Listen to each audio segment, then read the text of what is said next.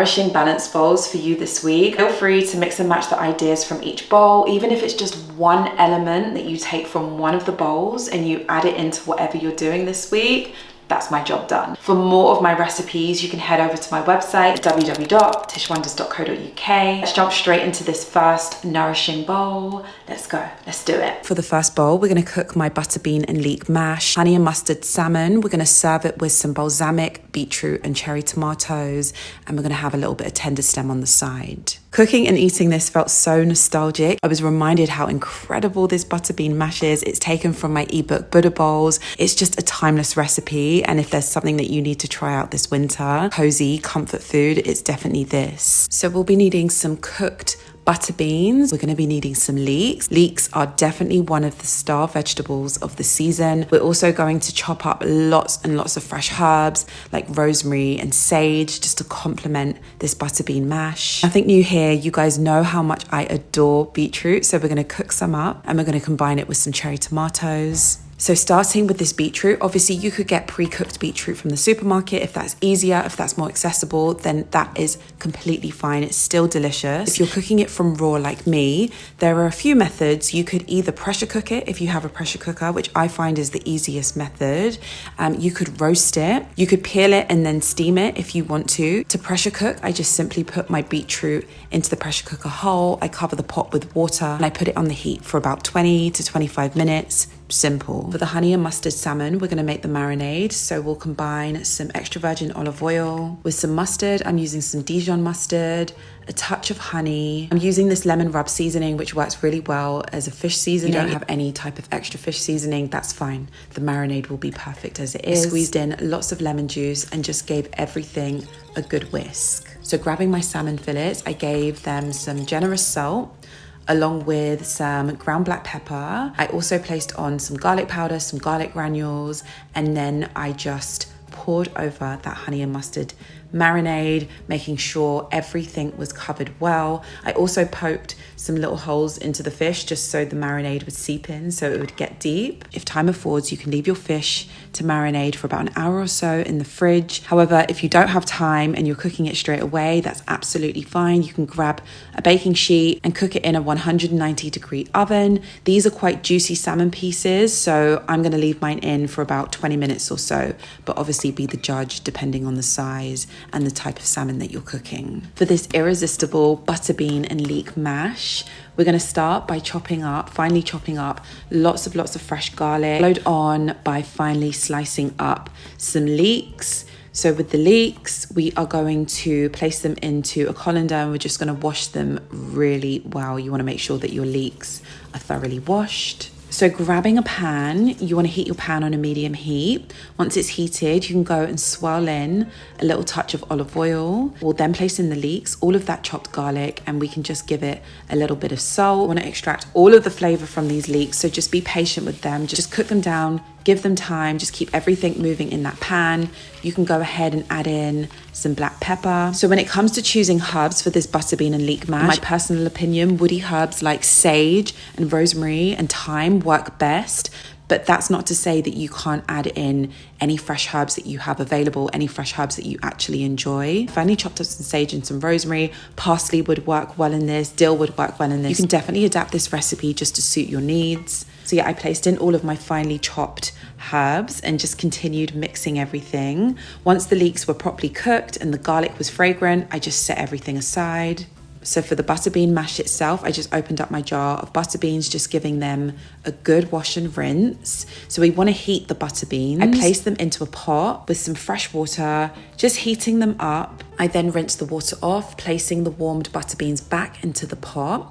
So I swirled in a little bit of olive oil. For some extra creaminess, I would recommend adding in a little knob of butter, but that's optional. If you want to keep it completely plant-based, vegan, you don't have to do that. It will still be delicious. So yeah, just go ahead and use a potato masher if you have one and mash the butter beans as if you were mashing potato. It's very, very simple. You could also use a fork to do this if you don't have a potato masher. So place in that herby leek mixture. You can go ahead and place on some more black pepper. These mashed mashed butter beans call for a lot of black pepper, so you can be very, very generous with it. You can adjust the seasoning, give it a little taste. If it needs a little bit more salt, go ahead. If it needs some more black pepper, go ahead. If it needs some more butter, just for some creaminess, you know what to do.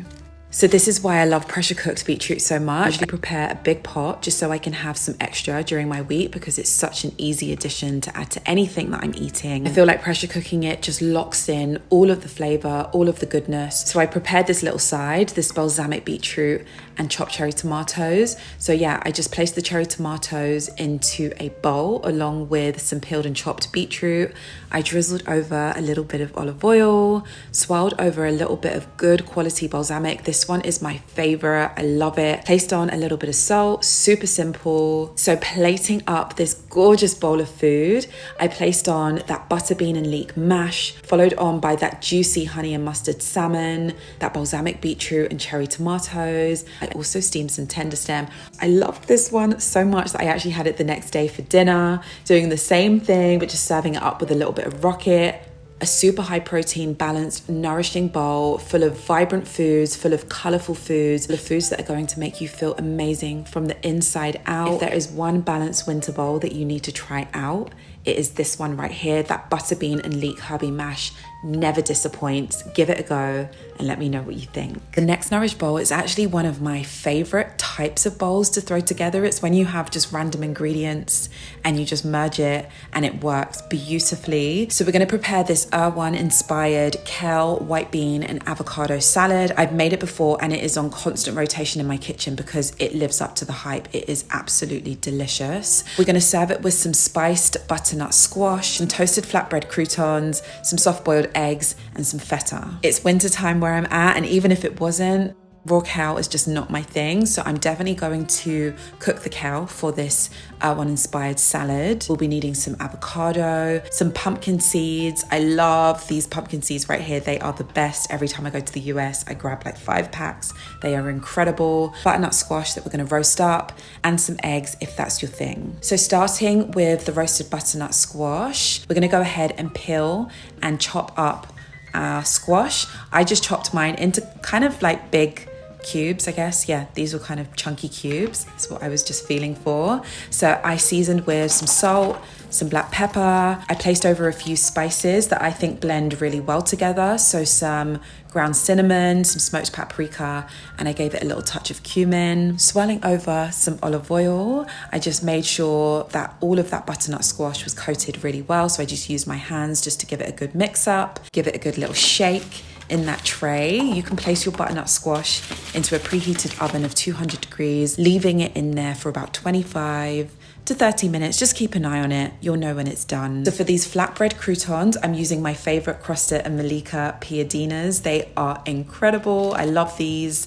So yeah, we're just going to chop them up into whatever shape we want to. I place them on a flat baking sheet with a little bit of oregano, some garlic powder, a little bit of black pepper, and a touch of salt. I swirled on some olive oil. I'm going to add these croutons into the oven once the butternut squash is nearly cooked, just at the end of cooking the butternut squash, so everything kind of cooks at the same time. So for our Erewhon inspired kale, avocado and white bean salad, you can make up extras just to have on hand. This is the type of dressing that you will want to pour over everything. It's delicious. So placing some extra virgin olive oil into a bowl along with some Dijon mustard.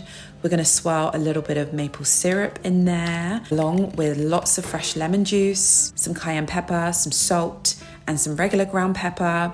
If you want to, you can go ahead and grate in some garlic. I actually love the garlic in this dressing, so I used a little. And then yeah, just combined everything, whisked everything. Like I mentioned, cooked greens just work better for me, especially greens like kale. So I went ahead and steamed my kale. If you'd prefer to blanch it, you can do that, but I just wanted to steam mine. I opened up my carton of white beans. I'm using some cannellini beans. I just gave them a good rinse and wash. So combining this salad, I placed in that steamed kale, along with those cannellini beans, the pumpkin seeds, lots of hemp seeds. I cut open my avocado, just chopping it into cubes, and I placed that into the bowl. I drowned this salad in That dressing, I just poured everything over, just mixing everything well. You can use your hands to mix it, just making sure everything is combined. Definitely one of those salads that you have to taste to believe it. I don't think it's a visually aesthetic salad, but it tastes. Honestly, it tastes 10 out of 10. So I guess this is just the base of the salad. If you want to go ahead and boil some eggs, you can do that. And then removing that golden spiced butternut squash from the oven, it's going to be looking gorgeous like this. So plating everything up, I placed on top that kale, white bean, and avocado salad, some of that spiced butternut squash. I placed on top some soft boiled eggs, those toasted flatbread croutons. I gave mine some feta, some extra black pepper, and had a little bit of that leftover dressing. So I thought, why not? Let's just swirl a little bit more on top. Like I said, random bowls for me are the best. I love mixing and matching, working with ingredients that I have on hand. If you have a gorgeous dressing, that could be the base of everything. You just need a few ingredients just to tie everything together. Let me know in the comments which recipe, which idea you'll be trying out first. My balanced bowls, you can go ahead and check out my balanced bowl or my Buddha bowl ebook over on my website. I will see you all very soon. Have fun with these ones this week. See you soon. Bye.